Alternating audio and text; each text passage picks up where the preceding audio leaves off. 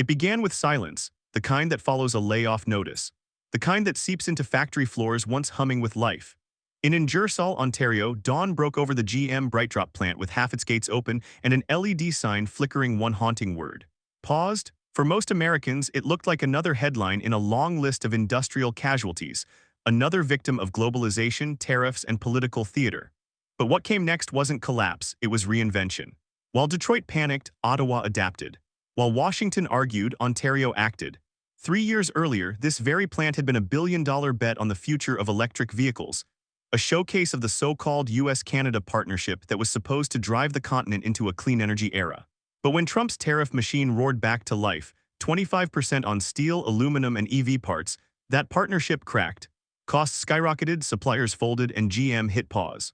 Yet the silence that followed wasn't defeat. It was the sound of a country recalculating in real time. In boardrooms across Toronto and Ottawa, something remarkable happened. Instead of panic calls and finger-pointing, there were plans. Contingencies, teams quietly rolling out programs to keep paychecks alive and factories breathing. By the time Wall Street noticed the shockwaves, Canada had already built the shock absorbers. This wasn't just survival, it was strategy. A shutdown had become a stress test. And when the smoke cleared, the story wasn't about GM's fall. It was about Canada's quiet rise. Because sometimes power doesn't scream through headlines. It hums beneath the noise. And that hum was about to shake the entire continent. It all started with one signature. A policy line buried inside Washington's trade agenda that would soon rewrite the math of the entire North American auto industry. Trump's 25% tariff on steel, aluminum, and electric vehicle components was sold as protection for American jobs. But protectionism doesn't build, it bleeds, slowly, quietly, and expensively. Within weeks, production costs spiked across the continent. For General Motors, the numbers were brutal, over $1.1 billion in new tax exposure in just a single quarter. If those tariffs stayed in place for a year, the bill could have ballooned to $45 billion USD. Factories that once ran on predictable margins were suddenly drowning in paperwork, penalties, and panic. Suppliers in Michigan and Ohio began cutting shifts, subcontractors went dark. What was meant to bring industry home instead pushed it to the edge. And for all the political bluster in Washington, the math refused to bend. American plants didn't just face higher costs, they were competing with a neighbor that played by a smarter rulebook. Because while Trump's tariffs were designed to hurt foreign competitors, they hit Detroit harder than anyone expected. Energy prices surged, steel contracts had to be rewritten, logistics chains snapped under the weight of bureaucracy. And as costs climbed, foreign investors fled south. No longer meant Mexico, it meant Canada. Ottawa's policies kept energy steady, prices predictable, and the Canadian dollar balanced just enough to stay competitive. The result? A paradox. Tariffs meant to isolate Canada had quietly insulated it. Meanwhile, GM's US operations were paying the price literally. What began as an economic wall became a mirror, reflecting the chaos within. The more Washington tried to weaponize the economy, the more it revealed who was truly prepared for war and who was just bluffing. When GM hit pause on its Brightdrop production line, most expected the usual fallout: pink slips, shuttered suppliers, and panic headlines. But this time, something different happened. Ottawa didn't reach for slogans or emergency press conferences. It reached for a plan that barely anyone outside of policy circles even knew existed: the Strategic Industry Response Fund. A quiet $5 billion war chest designed precisely for moments like this, when markets stumble and leadership is tested. Within 72 hours of GM's announcement, the first checks went out.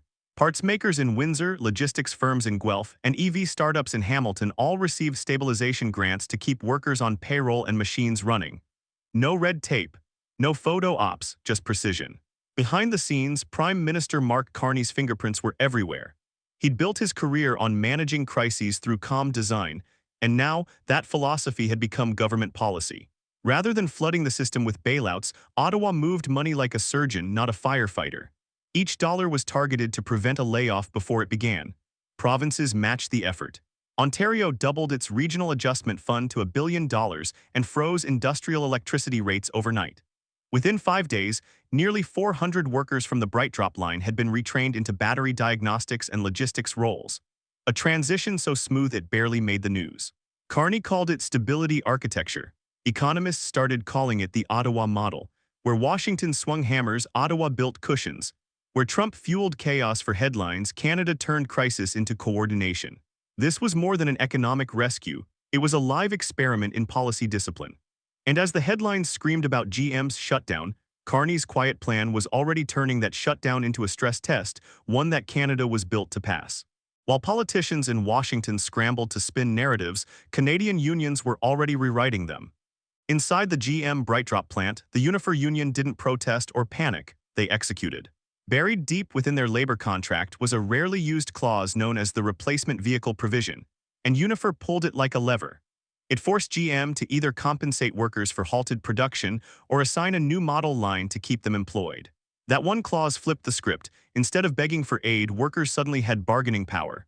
And GM had no choice but to sit back down at the table. Meanwhile, Ontario's Premier Doug Ford did something even more uncharacteristic. He played defense without noise.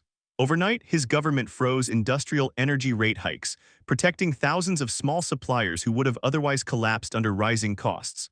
At the same time, Ottawa's retraining and procurement programs began moving like clockwork. EV component makers that once relied solely on GM contracts were redirected to domestic fleet orders and new partnerships with startups.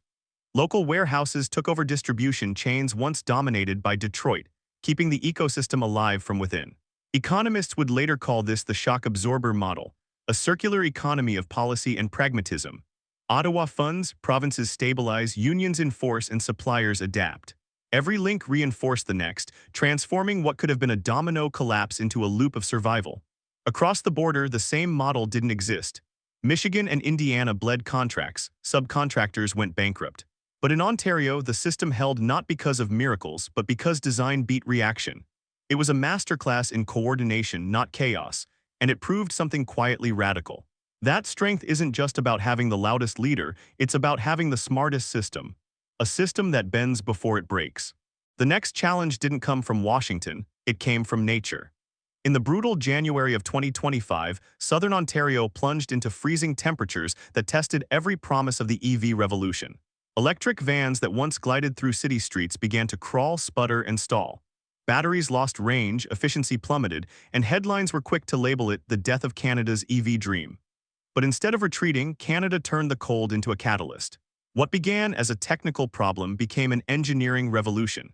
In a converted warehouse in Waterloo, a small company named Polar and Energy began experimenting with cold-adaptive electrolytes, chemical blends that kept charge stability below freezing.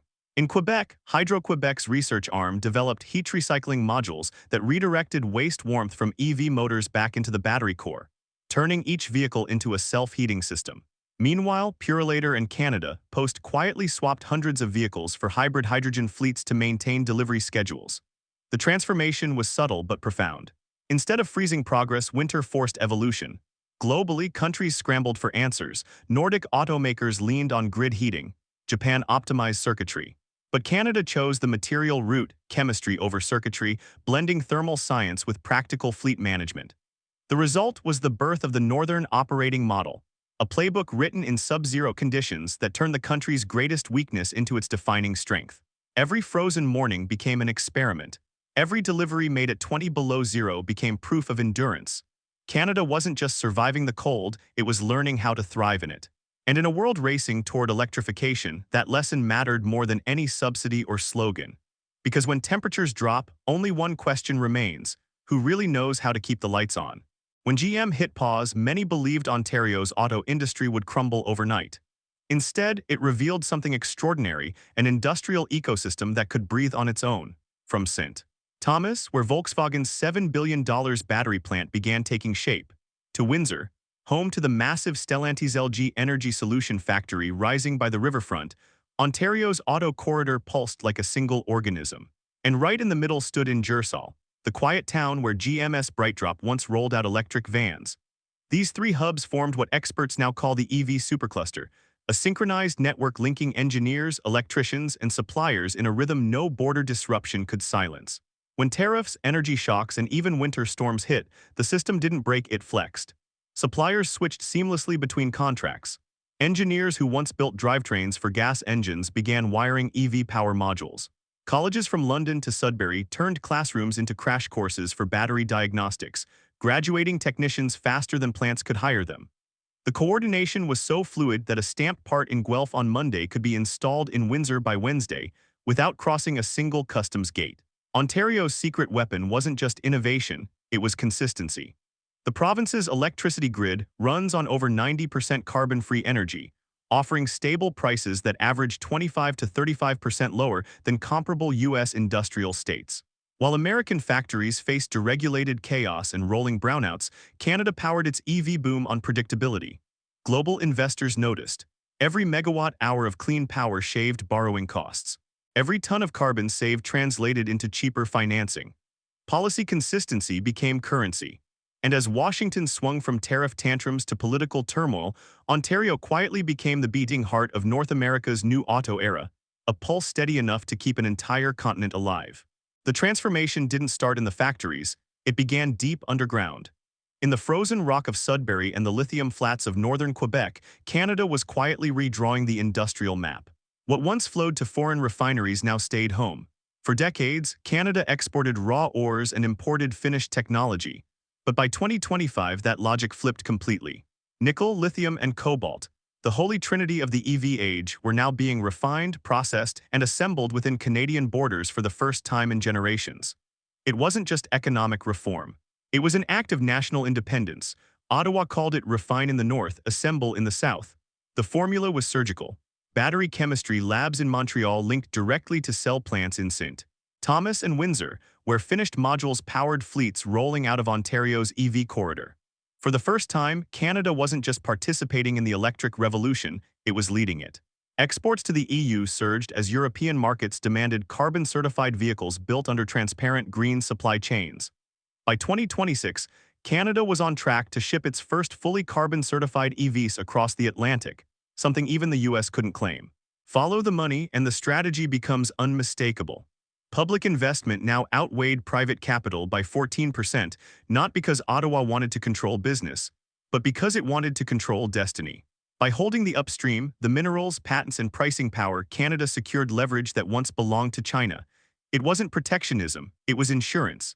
In a world where minerals are the new oil, Canada had just become its own OPEC, smaller in size but unmatched in credibility. And the global auto giants suddenly realized, without Canadian minerals, their green dreams would remain just that, dreams. By mid-Minus 2025, the contrast between Ottawa and Washington couldn't have been sharper. In the US, chaos had become a currency. Tariffs were announced, withdrawn, then reimposed in 3 a.m. rants. Automakers were caught in a political crossfire, 1 week subsidized, the next penalized. Detroit executives didn't know whether to invest or evacuate, but 400 miles north, a different rhythm played. In Ottawa, policy was treated like architecture, precise, deliberate, built to last. Mark Carney's Ottawa model became shorthand for a government that didn't fight noise with noise, but with design. Under this model, protection didn't come from walls, it came from adaptation. Each shock, whether tariff, energy surge, or weather freeze, triggered a set of fiscal levers and local stabilizers. Retraining programs, supplier credits, and emergency liquidity funds activated in hours, not months. It wasn't luck, it was structure. As Carney said in one of his most quoted remarks, stability isn't fortune, it's architecture. And that architecture held strong while the world stumbled. Meanwhile, in America, tariff wins translated into layoffs, higher car prices, and investor flight. The very policies meant to bring manufacturing home ended up driving it away. Supply chains began rerouting quietly through Ontario and Quebec, where costs were predictable and contracts enforceable. Even U.S. companies started shifting EV component production north just to escape policy whiplash. The irony was brutal. The louder Washington shouted about dominance, the faster its credibility collapsed. While Trump measured strength in tweets, Carney measured it in resilience. And as analysts at J.P. Morgan and RBC noted, the center of North America's manufacturing gravity had tilted not toward chaos, but toward calm. The storm Trump created had finally revealed something undeniable. In modern economics, stability isn't weakness, it's power. But stability isn't free, and by late 2025 the bill was coming due. Canada's calm had protected workers, suppliers, and even investors, but it carried a heavy cost. Ottawa's public debt ratio had climbed to 43%, with interest payments testing the limits of comfort. Each new shock, each tariff, freeze, or factory pause required another round of fiscal cushioning. To the outside world, it looked effortless. Beneath the surface, every dollar of stability was being engineered like a pressure valve. The more Ottawa absorbed, the more the question grew. How long can this model hold before it breaks under its own weight? Economists began warning that stability, when prolonged, can become its own addiction. If every industry knows Ottawa will cushion the fall, does that dull the incentive to adapt? Carney's team didn't see it that way. Their argument was simple. The world isn't returning to normal, it's entering an age of permanent volatility. Trade wars, climate shocks, and technological disruptions aren't exceptions. They're constants. In that kind of world, fiscal agility isn't reckless, it's survival. Still, even Carney's allies admitted the balancing act was delicate. The loonie held its ground, inflation stayed near 3%, and consumer confidence hovered above the G7 average, yet markets could sense fatigue. Stability, no matter how well designed, had become Canada's most expensive luxury. And with Trump threatening another tariff wave, Europe tightening green regulations, and Asia forming new trade blocs, the question hanging over Ottawa wasn't whether the model worked, it was how long it could keep working. Because even the best shock absorber eventually wears thin. And in a world addicted to chaos, Canada's calm might be both its greatest strength and its greatest risk. In the end, the story of GM's shutdown wasn't about the company or its electric vans.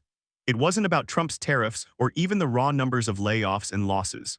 It was about something much deeper, how a single event became the testing ground for an entire country's resilience. When the BrightDrop plant paused, most assumed it was the beginning of the end for Canada's electric vehicle dreams. But instead, that pause became a moment of truth. Canada didn't flinch, it adapted. While headlines screamed about losses in Detroit, Ottawa quietly turned the shutdown into a masterclass in stability. The shock absorber model that Canada quietly built was the real hero. A fiscal infrastructure that took the brunt of the hit and made it feel like a ripple instead of a tidal wave. Behind that calm, Mark Carney's vision of economic resilience was being tested, refined, and proven. The true strength of the country wasn't in avoiding volatility, it was in managing it. And now, as the world watches and waits for the next storm to come, one question remains. Can the global supply chain function without Canada's steady pulse at its center? Without Ontario's energy predictability, Quebec's mineral richness, and Ottawa's surgical fiscal maneuvers, would the entire system collapse? While other nations struggle to react to each new shock, Canada has already learned the most valuable lesson. It's not about avoiding the storm. It's about knowing exactly where to place the brakes before the next domino falls. In a world built on volatility, Canada didn't just survive. It redefined what resilience looks like. And now the question echoes across boardrooms and cabinet tables alike. If Canada can hold the pulse steady in the storm, how many more countries can afford to ignore its example? Stability is power, and Canada has just proven that calm can change the world.